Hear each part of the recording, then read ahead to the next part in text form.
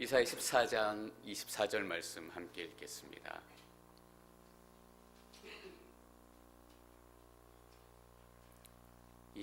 말씀 함께 읽습니다. 시작. 만군의 여호와께서 맹세해 말씀하셨다. 기필코 내가 계획한 대로 되고 내가 작정한 그대로 이루어질 것이다. 하나님의 자존심이 확 상하셨을 것 같습니다. 하나님은 맹세한다라는 단어가 필요 없으신 분이십니다. 하나님은 내가 기필코 이 약속을 이루겠다라는 기필코가 필요하지 않으신 분이십니다. 하나님 그 말씀 한마디 한마디 자체가 반드시 이루어지는 약속의 말씀이기 때문입니다. 근데 하나님께서는 이사야를 통해서 내가 맹세해 얘기했다. 기필코 이 말씀들을 이루겠다라고 선포하십니다. 왜일까요? 사람들이 귀 기울이지 않기 때문입니다. 사람들이 마음에 담지 않기 때문입니다. 이사야를 통해서 16년 이상 말씀을 계속 선포하고 있지만 하나님께서는 다시 한번 16년이 지난 이 시간에도 내가 그 약속들을 기필코 이루고 말겠다라고 다시 강조해서 얘기할 정도로 사람들의 마음은 하나님의 말씀에서 멀어져 있습니다. 여러분, 저는 말씀을 전하는 사람이기 때문에 이때 이사야 마음을 너무나 잘 알 수 있습니다. 말씀이 계속 선포되는데 듣는 분들에게 전혀 반응과 변화가 나타나지 않으면 과연 정말 내가 전하는 말씀이 하나님의 말씀일까? 내가 전하는 말씀이 능력 있는 말씀일까? 스스로에게 질문을 던져보게 되고 또 스스로를 의심하게 됩니다. 여러분, 왜 이사야를 통해서 이 말씀이 선포되어야 했는가? 기필코 내가 맹세하겠다. 첫 번째는 이사야에게 믿음의 확신을 더해 주시기 위함입니다. 여러분, 전하는 사람이 말씀에 확신이 없으면 그 말씀은 능력 없이 가다가 떨어지고 맙니다.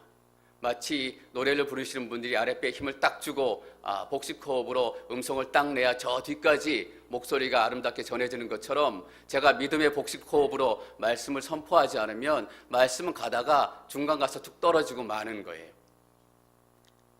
저는 이 말씀이 저에게도 동일하게 주시는 말씀이라고 봤습니다.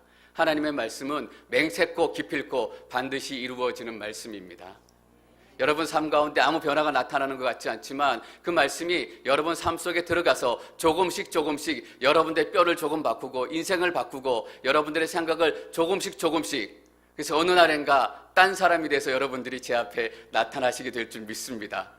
저분이 저런 분이 아니었는데, 저분이 저렇게 기도하는 분이 아니었는데, 하나님은 기필코 그 약속을 이루시는 분이십니다. 25절 말씀 계속 읽겠습니다. 25절 시작. 내가 아시리아를 내 땅에서 산산조각 내고 내 산에서 그를 짓밟아 버릴 것이다. 그러면 그가 이스라엘에게 씌운 멍에가 풀어지고 그가 그들의 어깨에 지운 짐이 벗겨질 것이다. 여러분, 첫 번째 어떤 표현이 눈에 띄십니까? 내가 아시리아를 내 땅에서 산산조각 내고 내 산에서 짓밟아 버릴 것이다. 누가 하신다는 거예요? 하나님이 하시고 누구 땅이라는 거예요? 하나님 땅이라는 거예요. 누구 산이라는 거예요? 하나님의 산이라는 거예요. 근데 아수르와 사람들은 마치 내 땅인 것처럼, 내가 그 산의 주인인 것처럼 주인 행세하고 다니는 거예요. 여러분, 우리는 주인 행세를 멈춰야 돼요. 마치 내 인생에 내가 주인인 것처럼. 우리가 땅을 사고 집을 사면 등기를 신청을 하잖아요. 그리고 거기에 소유자 이름, 우리의 이름을 올려요. 거기 등기부 등본에 소유자 이름이 내 이름이 올라갔다라고 해서 그 집이 내 집이 아니에요. 그 집은 하나님 집이고, 호적 등본에 내 이름이 박씨 가문에 올랐다라고 해서 내가 박씨 가문의 소유가 아니에요. 나는 누구의 소유인가? 내 인생의 주인은 누구신가? 내 인생의 주인은 하나님이신 거예요. 한국 뉴스를 봤는데 좀 슬픈 뉴스를 제가 보게 됐어요. 막 사람들이 양편에 나눠서 소리치고 또 막 다투는데 어떤 지역에 장애인을 위한 특수학교를 설립해야 되는 것 같아요. 근데 사람들이 피켓을 들고 막 난리를 쳐요. 특수학교, 장애인 학교가 우리 동네에 들어서면 안 된다라는 거예요. 작년에도 봤던 기사 같은데, 작년에도 내가 들었던 뉴스 같은데, 작년의 기사를 찾아봤어요. 작년부터 그 일이 계속되고 있는 거예요.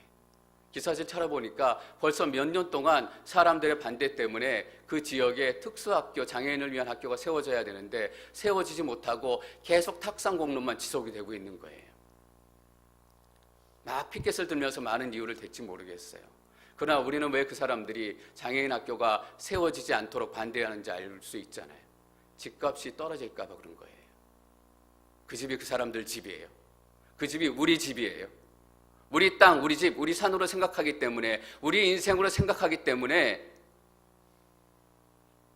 여러분 사드 설치하느냐 배치하느냐 그것 때문에 많이 논쟁이 있어요. 여러분 그런 거는 논쟁할 수 있어요. 그런 거는 다툴 수 있어요. 어떻게 보는 관점에 따라서 도움이 되기도 하고 또 다른 관점에서 보면 지금 필요 없는 무기이기도 하기 때문에 의견이 나누어질 수 있어요. 그러나 약한 사람들을 위한 학교, 어려운 사람들을 돕는 거에 반대가 있을 수 없다라는 거예요. 저는 그렇게 피켓 들고 있는 분들 중에 크리스찬이 없었으면 좋겠다. 교회 다니신 분이 없었으면 좋겠다. 근데 우리는 숨겨진 진실을 알아요. 거기에 열심히 교회 다니시는 집사님, 장로님이 들어가 계시다라는 걸 안 봐도 알아요. 도대체 우리가 어디에 살고 있는가? 우리가 지어놓은 초막에, 우리가 지어놓은 그 땅에 그냥 살고 있는 거예요. 하나님께서 분명히 말씀하시잖아요. 내가 내 땅에서, 내 산에서, 내 산에서, 내 땅에서, 내 통치 영역에서 주인 행세하는 사람들을 어떻게 하신다라고 선포하세요? 산산조각 내고 짓밟아 버릴 것이다. 여러분, 우리는 우리 인생의 주인 행세를 더 이상 이제는 멈춰야 돼요. 그렇지 않으면 어느 순간에 하나님의 심판 때문에 산산조각 우리의 은혜가 부서지고 우리의 삶이 무너질지도 몰라요. 그러면 그가 이스라엘에게 씌운 멍에가 풀어지고 그가 그들의 어깨에 지운 짐이 벗겨질 것이다. 저는 이 뒷부분의 약속의 말씀이 여러분 삶 가운데 이루어지시기를 축원합니다.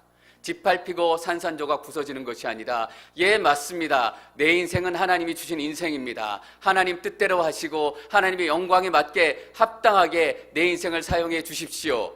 왜냐하면 하나님 거기 때문이에요. 그런 인생들은 그 삶을 씌우고 있는 인생의 멍에가 벗겨질 거예요. 그들의 삶에 드리워진 인생의 짐들이 다 벗겨질 거예요. 여러분 어깨에 돌덩이를 얹은 것 같은 그런 피곤함이 몰려올 때가 있잖아요. 오랜만에 이렇게 안마해 주시는 분이 어깨를 잡았는데 왜 이렇게 어깨가 돌덩이 같으세요? 라고 그러면 자신의 인생이 처량해 보이잖아요. 인생의 무게 때문에 어깨가 무거운 것이 아니라 여러분 잘 기억하셔야 돼요. 내 마음대로 살려고 하니까 어깨가 무거워지는 거예요. 선교지에서 복음을 들고 전하시는 그 어렵게 잠도 아껴가면서 사역하시는 그분들, 누구보다 에너지가 넘치시고 누구보다 활력이 넘치시고 누구보다 더 담대한 메시지로, 여러분 이사야가 얼마나 지치고 힘들었겠어요. 왕따였을 것 같고 사람들에게 대접을 받지 못했을 거예요. 인생의 무게로 치자면, 멍에로 치자면 그거보다 더 큰 멍에, 더 큰 인생의 무게가 있었을까요? 그러나 그가 하나님께 삶을 드리고 마음을 드렸기 때문에 그 어려운 시간들, 그 부담이 되는 시간들을 지나갈 수 있었다라고 믿습니다. 26절, 27절 말씀 읽습니다. 26절 시작. 온 땅을 향해 세워놓은 계획이다. 이것은 온 나라들을 향해 편손이다. 만군의 여호와께서 작정하셨는데 누가 해방을 놓겠느냐? 그분이 손을 펴셨는데 누가 그 손을 오므리게 하겠느냐? 좋은 계획도 필요해요. 그러나 누구의 계획이냐가 참 중요해요. 오늘 27절을 보니까 여호와께서 작정하셨는데, 저도 제 딸을 잘 키우려고 작정한 사람이에요. 잘 안 되는 거예요. 왜 안 되는 줄 아세요? 좋은 작정을 했지만 제게 그만한 능력이 없기 때문이에요. 앵커리지 온누리교회를 좋은 교회로 만들었으면 좋겠다 작정한 사람이에요. 근데 제 힘으로 안 되잖아요. 제게 그런 능력이 없어요. 좋은 작정, 좋은 계획을 세우는 것도 중요하지만 누가 그 계획을 이루어 가시느냐가 그에 못지않게 중요해요. 이것이 온 나라들을 향해 편 하나님의 손이다. 어떤 의미예요? 하나님께서 이 계획을 이루어 가시겠다라는 선포세요. 저는 이 하나님의 손이 제 딸의 인생을 향해서도 펴져 있기를 바라요. 이 편손이 여러분의 인생, 여러분의 가정에도 펴져 있기를 축원해요. 하나님께서 여러분의 자녀를 키우시고 하나님께서 여러분의 가정을 지키시고 하나님께서 우리 앵커리지 온누리 교회를 지키신다면 어떤 일이 일어나겠습니까? 하나님이 작정하신 그대로. 여러분, 하나님이 작정하셨다라는 말의 의미가 무엇이겠습니까? 하나님의 목적이 있다라는 것입니다. 여러분, 아시리아의 목적은 무엇이었습니까? 예루살렘을 점령하고 이스라엘을 점령해서 자기의 세력을 넓히고 자기의 땅을 넓히고 그래서 그 땅에서 주인 행세하는 거였어요. 그런데 하나님의 목적은 무엇이었습니까? 이스라엘이, 예루살렘이 다시 하나님께로 돌아오는 것이었어요. 똑같이 아수르가 이스라엘을 침공하는 것이 하나님의 계획 안에 있었지만 각자의 목적이 달랐던 거예요. 여러분의 목적은 무엇입니까? 우리는 자녀들이 좋은 학교 가고 좀 성공하면 자식 잘 키웠네. 못 키웠다라는 의미는 아니에요. 잘 키우신 거예요. 근데 진짜 잘 키운 게 뭐냐? 하나님의 목적대로 가는 인생. 그 자녀가 1년이라도 빨리 그 인생을 향한 하나님의 계획, 하나님의 목적, 하나님의 작정을 깨달았다면 그게 누구보다 잘 키운 거잖아요. 어떤 사람은 50 넘어서 60 넘어서 그제야 다 어려운 시간 지나고 하나님의 계획, 말씀의 능력을 깨닫는데 15살에 하나님을 만난 거예요. 15살에 그 인생을 향한 하나님의 부르심을 깨달은 거예요. 그래서 유스 그 10대 중반 시절에 하나님 앞에 콧물 눈물 흘리면서 내가 하나님께 내 인생을 드리겠습니다. 내 인생을 사용해 주십시오. 그게 잘 키운 거잖아요.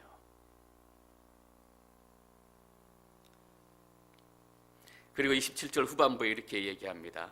만군의 여호와께서 작정하셨는데 누가 회방을 놓겠느냐? 여러분, 누가 회방을 놓겠어요? 하나님께서 작정하시고 하나님께서 축복하시려고 손을 쫙 펼치고 계셨는데 누가 그 손을 꺾을 수 있겠으며 누가 그 손을 내릴 수 있겠습니까?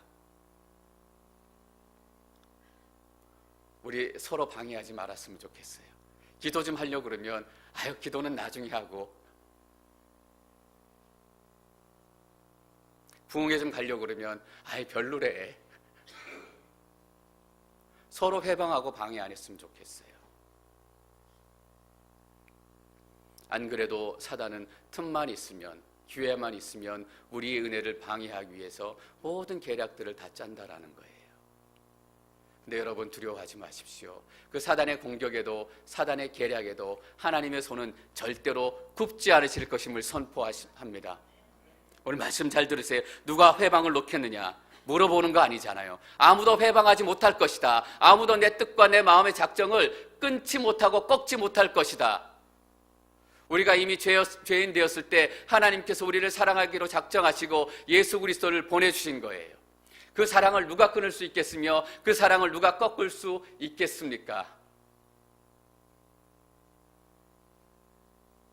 상처 때문에 예배의 은혜가 끊기고 상처 때문에 때로는 교회를 떠나기도 해요. 근데 여러분, 상처받았던 영혼들이 6년 만에 10년 만에 돌아와요. 이 말씀이에요. 누가 그 삶 가운데 부르신 하나님의 부르심을 회방하고 끊을 수 있겠느냐? 6년이라는 세월이, 10년이라는 세월이, 30년이라는 세월이, 50년이 지나도 하나님의 작정, 하나님의 계획은 무너지지 않습니다. 그분이 손을 펴셨는데 누가 그 손을 오므리게 하겠느냐? 저는 여러분의 손이 이 하나님의 손이 되시기를 축복합니다. 여러분, 기도하실 때 손을 들고 기도하시고 찬양하실 때 손을 들고 찬양하시기를 축원합니다. 그 기쁜 영광의 손길, 영광의 찬양을 누가 끊고 방해할 수 있겠습니까? 28절 말씀 읽습니다. 28절 시작.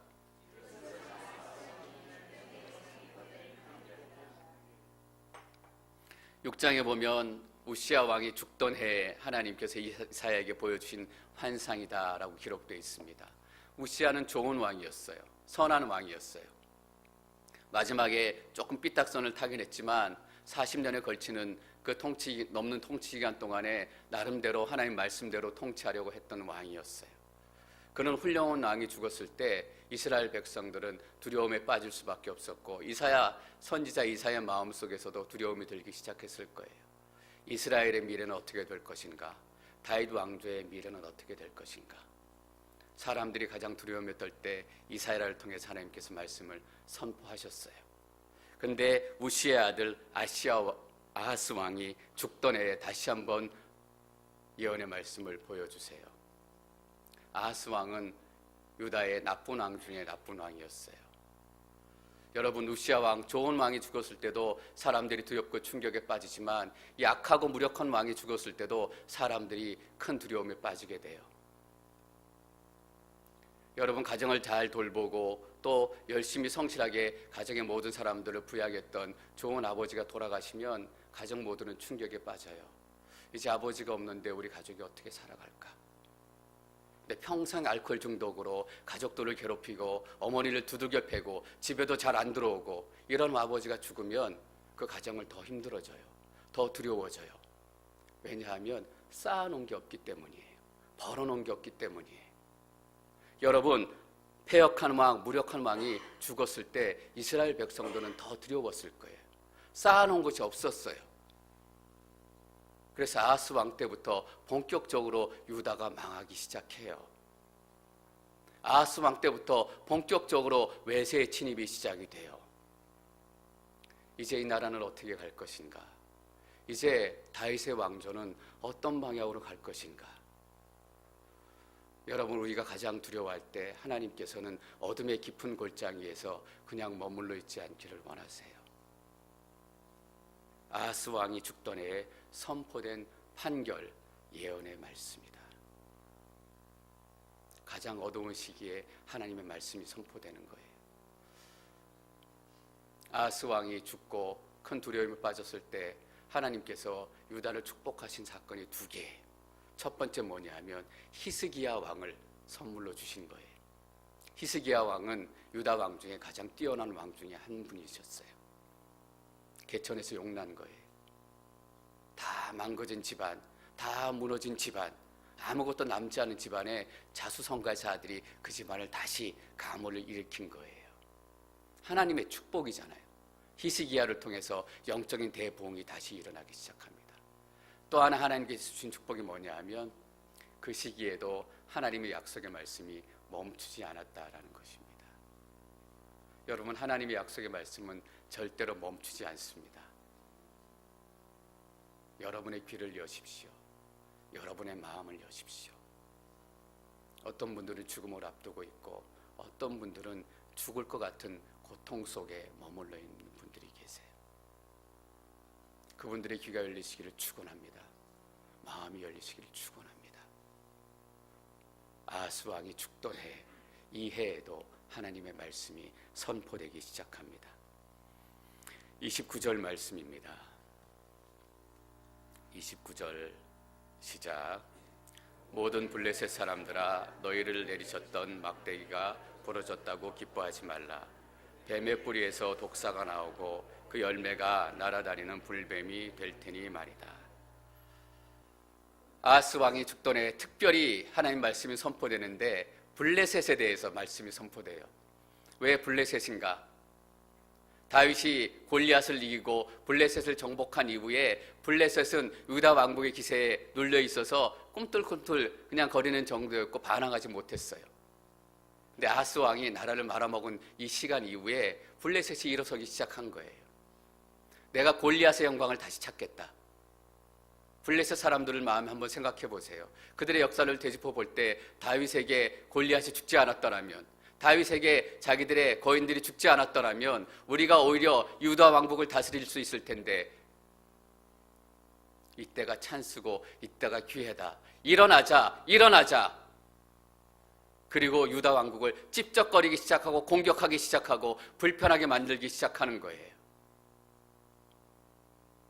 여러분, 내가 돈 있고 먹고 살만할 때 나한테 굽심굽심 되던 사람이 내가 다 망하고 아무것도 없으니까 나를 무시하는 거 얼마나 기분 나빠요. 옛날에 내 앞에서 고개도 못 들던 사람인데 진짜로 기분 나쁘고 진짜로 마음이 아프고 두려운 거예요. 그전엔 유다 백성에게 도전하지 못하는 블레셋이 다시 고개를 들고 슬슬 공격하고 다가오는 거예요. 그래서 블레셋에 대한 선포부터 시작이 되는 거예요. 블레셋 사람들아, 너희를 내리쳤던 막대기가 부러졌다고 기뻐하지 말라. 유다의 막대기, 다윗의 막대기가 골리앗을 죽이고 블레셋 사람들을 잠재우고 그들의 권력을 잠재웠어요. 그런데 이제 유다가 부러진 막대기가 된 거예요. 여러분, 다윗이 골리앗을 죽인 게 다윗이 힘이 셌기 때문이에요. 유다가 블레셋을 정복한 것이 유다가 정말 강했기 때문이에요. 하나님께서 다윗에게 힘을 주셨기 때문이고 하나님께서 유다에게 힘을 주셨기 때문이에요. 여러분 잘 생각해 보세요. 하나님밖에 없던 나라가 하나님이 빠지니까 뭐가 돼요? 꽝이에요, 꽝. 여러분 우리 자신을 한번 생각해 보십시다. 우리 가진 게 뭐 있어요? 돈도 없고 백도 없고. 박재영 목사, 내세울 게 뭐 있어요? 돈도 없고 백도 없고 뭐 하는 것도 없고 공부도 많이 못했고 하나님 때문에 버티는 거잖아요. 근데 저한테서 하나님이 쭉 빠져보세요. 아무것도 아니에요. 부러진 막대기가 되는 거예요. 여러분 잘 기억하십시오. 여러분 하나님밖에 여러분 삶에 아무것도 없습니다. 하나님이 빠지면 여러분 마른 막대기가 되는 거예요. 마른 막대기가 되니까 블레셋도 무시하고 에돔도 무시하고 모압도 무시하고 뒤에 보면 에돔에 대한 심판, 모압에 대한 심판, 다른 나라에 대한 심판이 계속 나와요. 왜 그 나라들에 대한 심판이 선포될 필요가 있었을까? 옆에 있던 조그만 나라들이 다 들고 일어나서 얘도 한번 찔러보고 얘도 한번 찔러보고. 블레셋 사람들아, 너희를 내리쳤던 막대기가 부러졌다고 기뻐하지 말라. 뱀의 뿌리에서 독사가 나오고 그 열매가 날아다니는 불뱀이 될 테니 말이다. 여러분 부러진 나무 막대기가 하나님의 사람 모세의 손에 쥐어지니까 어떤 역사가 나타나요? 지팡이를 던지니까 그게 뱀으로 변해요. 지팡이를 손에 들고 뻗으니까 홍해가 갈라져요. 여러분 마른 막대기 같아도 우리의 인생이 하나님 손에 쥐어지면 우리 인생에서 그런 일들이 나타나는 거예요. 사람들이 무시하고 사람들이 조롱해요. 블레셋 사람들아, 기뻐하지 말라. 저는 여러분들의 삶이 하나님 손에 쥐어진 마른 막대기가 되시기를 축원합니다. 그래서 우리의 인생이 하나님과 함께 거하는 곳에, 하나님과 함께 가는 곳에 복음 때문에 우리의 삶을 막고 있었던 홍해가 열리게 되는 놀라운 역사가 나타나게 될 줄 믿습니다. 그거예요. 마른 막대기와 같았던 앵커리지 오늘의 교회. 여러분 그 시간 우리가 다 기억하시잖아요. 정말 마른 막대기와 같았어요. 오늘의 교회 왜 저래? 저러다 망하는 거 아니야? 하나님 손에 다시 붙들리기 시작하니까 오늘의 교회 달라졌다며. 우리 때문에 달라진 것도 아니고 우리 때문에 바꿔진 것도 아니고 다시금 우리가 하나님 손에 붙들리기 시작하니까. 30절, 31절 말씀 읽습니다. 30절 시작.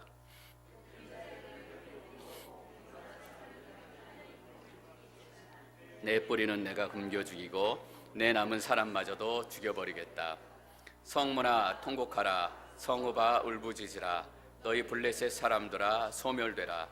북쪽에서 대군이 흙먼지를 일으키며 내려오는데 아무도 그 대오에서 떨어져 나온 사람이 없구나. 극빈자들은 배불리 먹고 빈곤한 사람들은 편안히 몸을 눕히겠지만 이 극빈자들은 가난한 사람 중에서도 가장 가난한 사람들을 얘기해요. 먹을 것이라고는 쥐털 많고도 없는 사람들이에요. 아픈 사람 중에서도 가장 아픈 사람들이에요. 한 걸음 발을 뛸 수도 없는 그런 사람들이에요. 고통스러운 사람들 중에서도 가장 고통스러운 사람들이에요. 그 고통 때문에 신음소리조차 낼 수 없는 그런 사람들이에요. 그런 사람들이 배불리 먹게 된다는 거예요. 내가 한 발도 내 힘으로 뛸 수 없는 그런 인생이었지만 하나님께서 내게 임하시고 내게 은혜를 주시기 시작하면 내 삶이 배불러지기 시작하는 거예요. 빈곤한 사람들은 편안히 몸을 눕히겠지만 여러분, 오래 집에 밖에 돌아다니다가 저녁에 집에 들어가셔서 누우시면 어떠세요? 집이 최고야. 그 편안함인 거잖아요. 편안함으로 몸을 눕히겠지만 한 번도 편안히 쉬어본 적이 없는 거예요.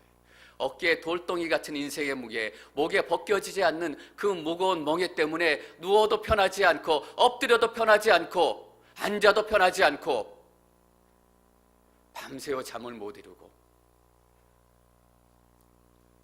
하영조 목사님이 한창 편찮으셨을 때 그러셨다라는 거예요. 누워도 못 자겠고 엎드려도 못 자겠고, 사모님이 아파하는 모습 보실까 봐 화장실에서 숨어서 아파하셨대. 빈곤한 사람들은 편안히 몸을 눕히겠지만 이게 누구의 미래냐 하면 지금은 마른 막대기와 같은 유다 왕국 다윗 왕조의 미래다라는 거예요. 이것이 누구의 미래냐 하면 지금은 마른 막대기와 같은 여러분의 삶의 미래다라는 것이에요. 내 뿌리는 내가 굶겨 죽이고 내 남은 사람마저도 죽여버리겠다. 이것은 누구의 미래입니까? 블레셋의 미래예요. 네 세상 만난 것 같지? 이제는 네가 주인 돼서 주인 행세 할 수 있을 것 같지? 그런데 너의 미래는 굶겨 죽는 것이고 남은 사람들마저도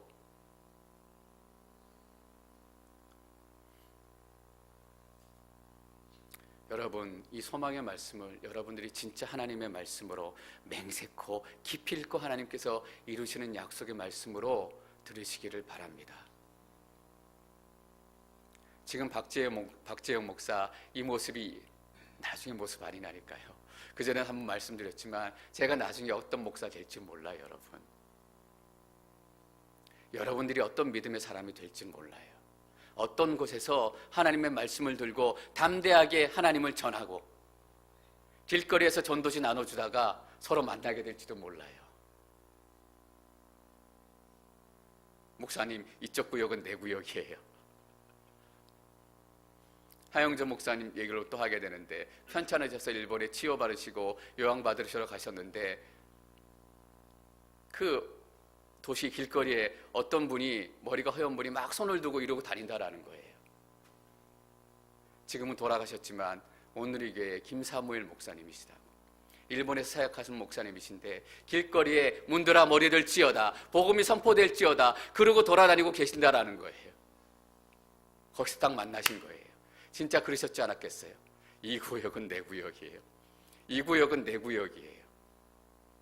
나중에 우리가 그렇게 될 거예요. 블레셋의 미래는 어떤 미래인가? 성문아 통곡하라. 옛날 싸움은 성문 무너지면 끝이에요. 성문 닫아 걸고 성문 안 무너지게 성문아 통곡하라. 성문이 무너진 거예요. 블레셋 사람들이 아수르 군대 진격 앞에 꼼짝 못하고 당하는 그런 모습이 블레셋의 미래인 거예요. 소멸되라. 북쪽에서 대군이 흙먼지를 일으키며 내려오는데 아무도 그 대우에서 떨어져 나온 사람이 없구나. 아시리아 군대가 쳐들어오는데 대열 하나 흐트러지지 않고 블레셋을 다 정복하는 거예요. 실제로 이런 역사적인 사건이 있었어요. 여러분, BC 702년에 아수르 왕이 대군을 이끌고 내려오는데 이때 블레셋은 아수르 군화 앞에 다 짓밟히고 다 점령당해요. 그때 유다도 점령하기 위해서 예루살렘으로 진격해 왔는데 히스기야가 하나님 앞에 기도해요. 하나님 살려주십시오. 하나님의 천사가 나타나서 아수르의 군사 18만 5천 명을 다 죽이세요.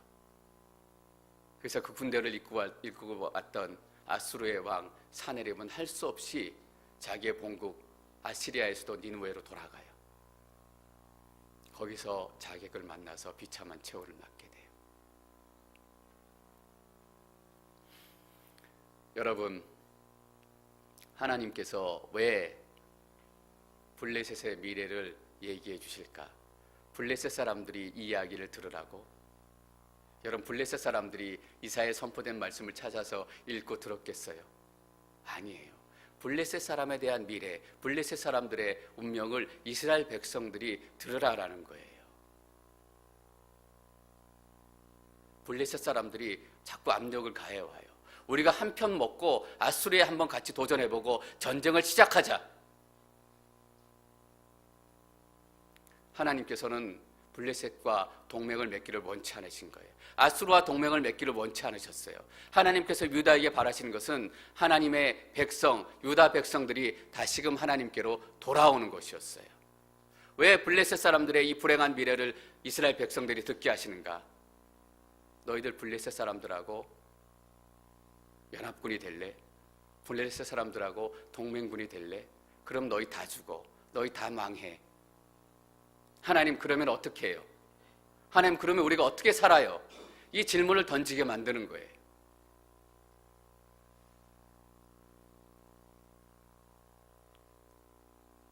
이미 이스라엘에게는 연합군이 있었어요. 동맹군이 있었어요. 동맹의 조약도 있었어요. 창세기 12장 2절과 3절 말씀 함께 읽겠습니다. 2절 시작. 내가 너를 큰 민족으로 만들고 내게 복을 주어 내 이름을 크게 할 것이니 내가 복의 근원이 될 것이다. 너를 축복하는 사람에게는 내가 복을 주고 너를 저주하는 사람에게는 내가 저주하리니 땅의 모든 족속이 너로 인해 복을 받을 것이다. 이게 동맹조약이에요. 벌써 이스라엘에게는 동맹조약이 있었어요. 아브라함의 언약, 이것이 하나님과 이스라엘 백성들이 맺은 영원히 변치 않는 언약이자 동맹이에요.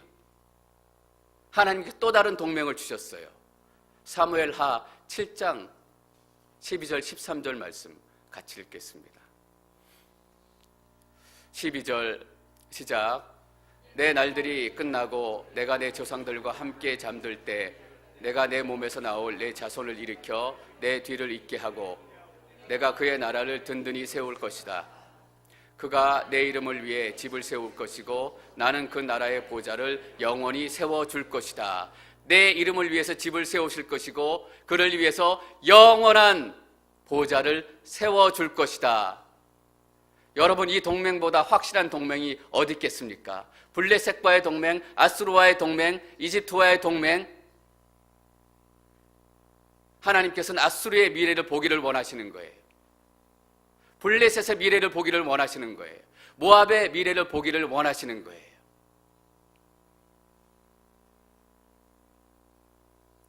그래서 아수르의 사신이 그들에게, 유다 백성들에게 찾아올 때 우리와 같이 동맹을 맺자 라고 사신을 보낼 때 너희가 뭐라고 대답할 것이냐?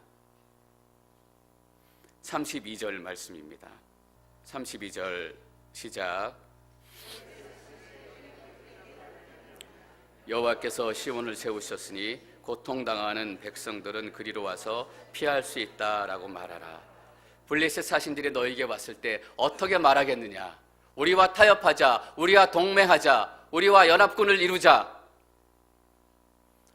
여러분, 계시록에 많은 미래의 일들이, 또 일어날 일들이 기록이 돼 있어요. 미래의 사건들을 예측하고 미래의 사건들이 어떤 것이다 설명해 주는 것이 목적이 아니에요.